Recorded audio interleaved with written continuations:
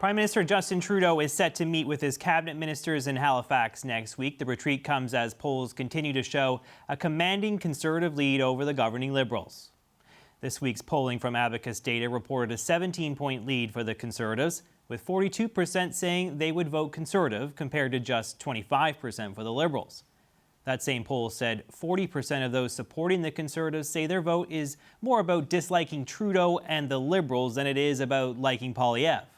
At the beginning of the summer, the Liberals lost a by-election in a long-held Toronto seat. They now face another test in the upcoming by-election in Montreal's LaSalle, Émard-Verdun riding. So what does this all mean for the Liberals heading into their cabinet retreat, which starts on Sunday? David Coletto is the CEO of Abacus Data, and he joins me now. Hey, David. Hi, JP. So the Liberals have been struggling in the polls for well over a year now. I think, 18 months? You've been out in the field over the summer. Have you seen any meaningful change? Where do things stand? No meaningful change really at all. I mean, we continue to see, as you just showed, the Conservatives on the vote intention question well ahead. Only 14% of Canadians believe that Justin Trudeau and the Liberals deserve to be reelected, which is, close to where it's been for the entire year. The Prime Minister's personal numbers are far more negative than either Mr. Poilievre or Mr. Singh. And I think most concerning, if you're the Liberals and you're the cabinet this week, is that the number of Canadians even open to voting Liberal is slightly lower than the New Democrats and substantially lower than the Conservatives. So on every measure we track every 2 weeks, the numbers aren't great for the incumbents. They haven't changed no matter what they've seemingly tried to do. The budget, policy rollouts, you name it, hasn't moved the needle. And so they find themselves in a deep hole. And no apparent shift in the public mindset happening at any time in the last number of months. I want to zero in on one metric that stood out to me in your recent poll. You found the Conservatives are actually leading in Quebec. It's a relatively tight three-way race between the Conservatives, the Tories, the Bloc Québécois, and the Liberals, of course. It's not like a runaway lead, but you did find that they are out on top. Tell me about that dynamic. Well, one of our polls, the second last poll we did had the Conservatives at 31 and the Bloc at 30. Our most recent survey had them at the Conservatives at 26. All of that is within the margin of error. And I think, because of sample sizes and some of our regional numbers, I wouldn't focus on the exact number. But the story is the Conservatives are up across all the polls that we've seen. They are not likely, I think, leading in Quebec, but they've certainly made some gains. I think at the expense of both the Liberals and the Bloc Québécois. And Quebec had been that one part of the country where Conservatives had seen as much momentum. That might be changing. I still think Quebec's probably the hardest place for the Conservatives to convince people to vote for them. But even there, we're seeing the Liberals down and the Conservatives up. And that's coming, just a few weeks before that all-important by-election in Montreal, which I don't expect the Conservatives to win, but certainly spells trouble for the Liberals. Yeah, speaking of the Conservatives, as I mentioned in the introduction, you found 40% of Conservatives surveyed in your recent poll back Poilievre because they really dislike Trudeau and the Liberals. They're not necessarily dyed-in-the-wool Conservatives at this point. They're just very frustrated with the other side, or at least one of the other sides. Tell me about that dynamic. You're finding that maybe the Conservative support is a bit soft at this point then? Well, I don't know if it's soft. I think that motivation to vote Conservative because of either a personal dislike for the Prime Minister, perhaps dissatisfaction with the policy choices or the outcomes that people are feeling. But nonetheless, I think this suggests that yes, Mr. Poilievre has done a good job. He's got a net favorable rating, the only leader in our tracking that has that, at pulling people to the Conservatives. But he's been helped by just how unpopular both the Liberal government and the Prime Minister himself has been. Now, does that mean if you change the Liberal leader that all those folks are going to go back to the Liberals? Well, we dug deeper and we found out that may not be the case.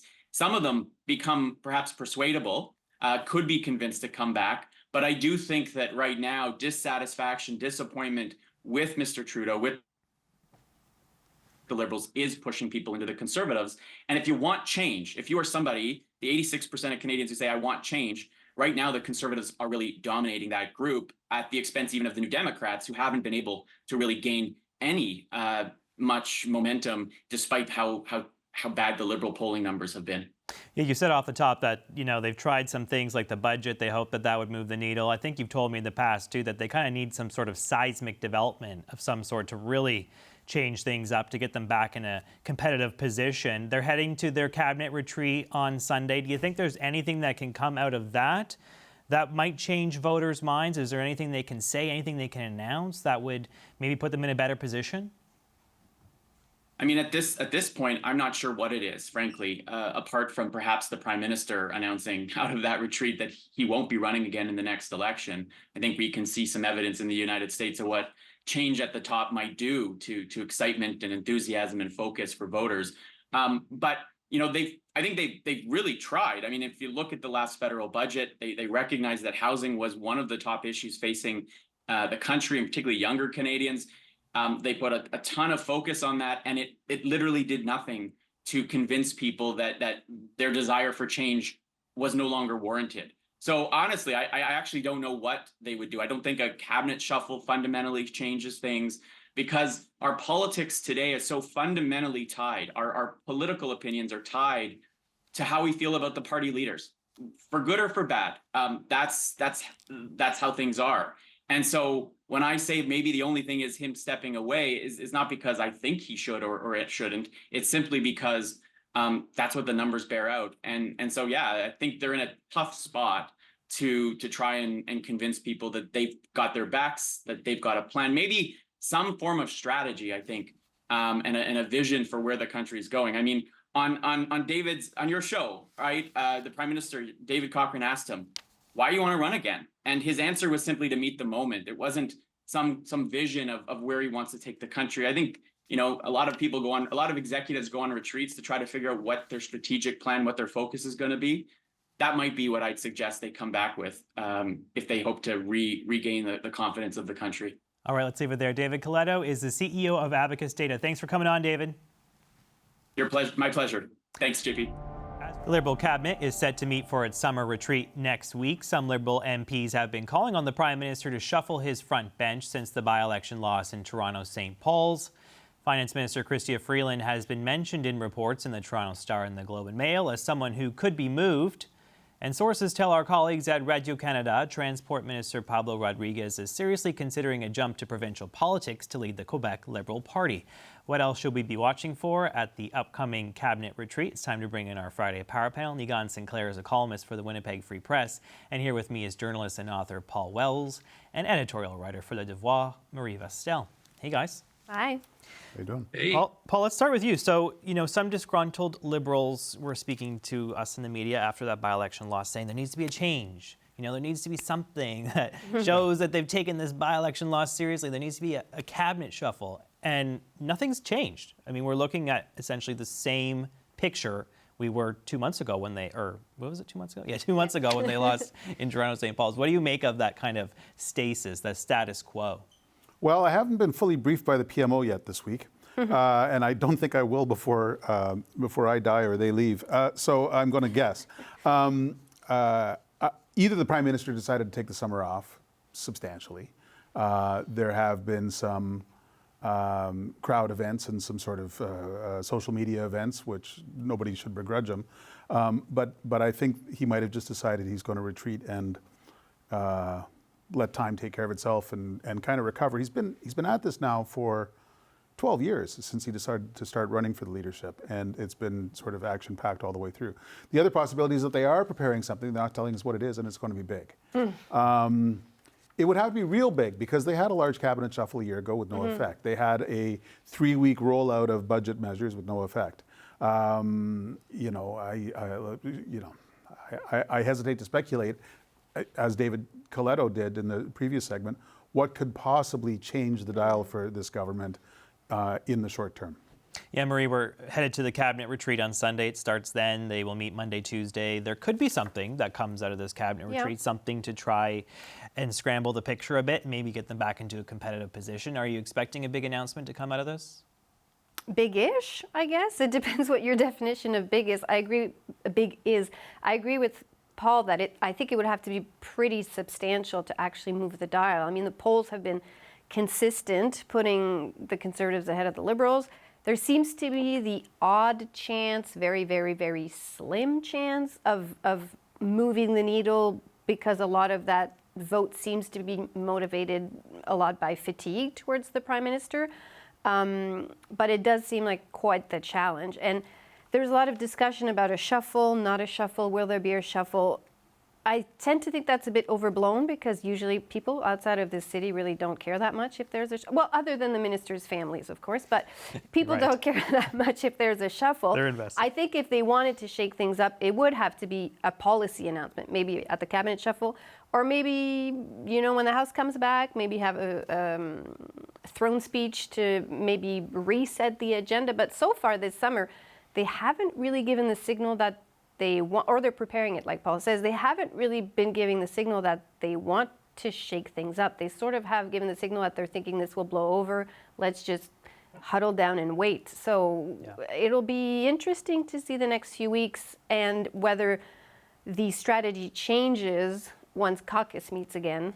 And once that by-election happens in Montreal. Yeah, Nigan, as Marie mentioned, it's really been quite a quiet summer. You know, there were some calls for Trudeau to resign after that by-election loss, after losing his seat the party's held for more than 30 years. There were some people chattering about how he's got to go.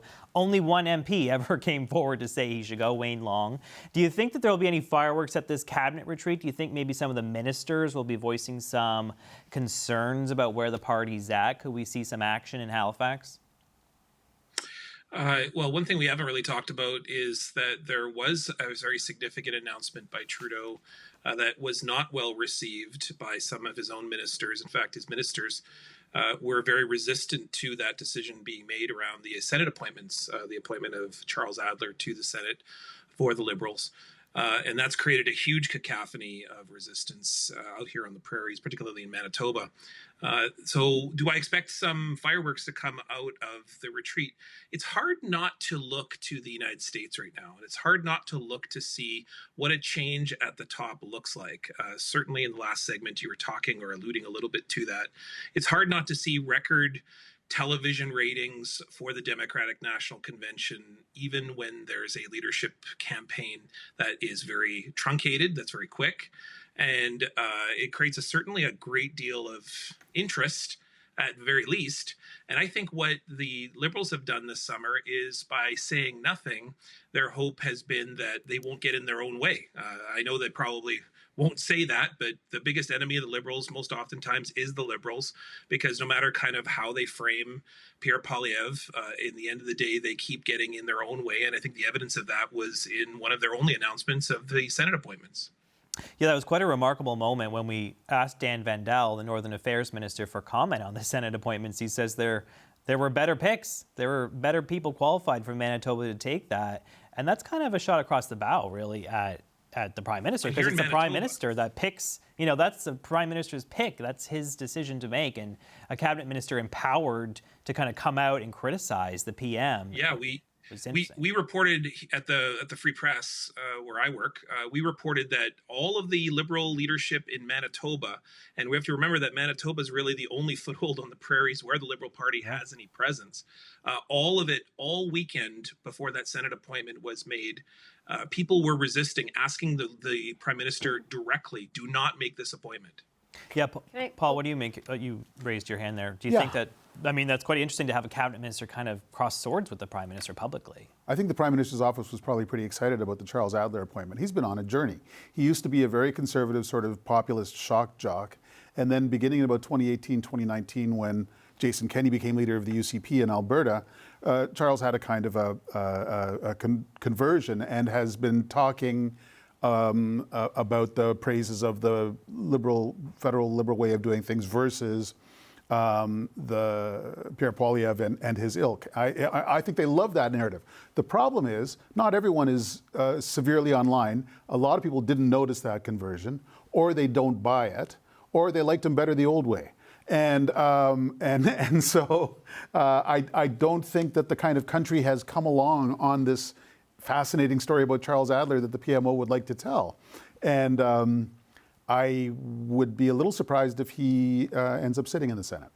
Okay, Marie, you wanted to weigh Well, in on I that? was going to talk about the comments made by Minister Dan Vadal and other people, I think what it also illustrates is the loyalty towards the Prime Minister. So you were asking, going into the cabinet, what do we think about these some people discreetly hoping he steps away from being Prime Minister? I don't think that ministers necessarily openly would ask him to leave. I think they're very loyal to the Prime Minister in that aspect. But where you're seeing that loyalty sort of break away is with comments like the ones about the senator, or by not sticking it out and finishing their mandate. It's not uncommon to see ministers say, I'm not going to run again, but to not finish their term, it does put the Prime Minister and the government in a delicate position with potentially damaging by-elections. And we've seen, a few leave already. Pablo Rodriguez might very well leave in the coming weeks. It does, I find it does say something that they're not sticking it out until whenever the federal election is. Yeah, because the by-elections to this point have not really worked out so well, Not right? so much. They pushed Carolyn Bennett out. Well, she retired, as the official line goes, and they lose a by-election, and it's not looking so great unless Ally Mard Verdun, right? Are you hearing Pablo Rodriguez is possibly on the way out? Is that something that you've uncovered? The general consensus seems to be that he will eventually go to the Quebec Liberals. It makes sense. He was with them as a young Liberal. He obviously has ties to Quebec. He's been a good organizer in Quebec for the federal Liberals. He's well known. He has name recognition. He's trilingual. So he does have an interesting profile for the party. But it's not a great look for the federal Liberals when your Quebec lieutenant is trying to find a way out before his mandate is actually over. And just on the Montreal by-election, I'm not saying they're going to lose. No. I think it'll be tight. But either way, it's not a great look. Right, just to be in a fight in a riding like that does tell you a lot. You gone? Yeah, absolutely. The idea that there would be what has been, like, there are really no safe Liberal seats. All you really have to do is look at the statistics around in Maritimes, in Atlantic Canada, where the Liberals had this massive wave of support. They are now behind in polls in the double digits, looking at almost 13, 14 points down to the Conservatives in what has been their strong point. And we can talk about why that is, going all the way back to the carbon tax and all the different challenges that the Liberals have really. But again, I reiterate what I said before.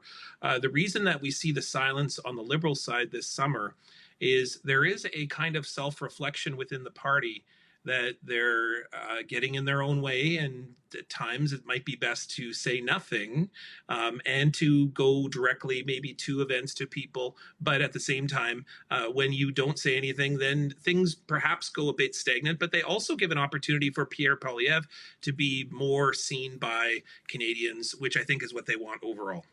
Yeah, we haven't really seen much of Pierre Poilievre this week, interestingly enough, on the rail strike. This is, of course, the major story that's gripping the country right now. A lot of rail lines down, workers on picket lines, potentially a strike on Monday, and he's been silent about that issue in particular. Very interesting, because I think it might be part of their play for blue-collar workers. He's definitely not making anything known. Thank you so much to the Friday Power panel, Nigan Sinclair, Marie Vestel, and Paul Wells. Appreciate you guys coming in today. As I mentioned,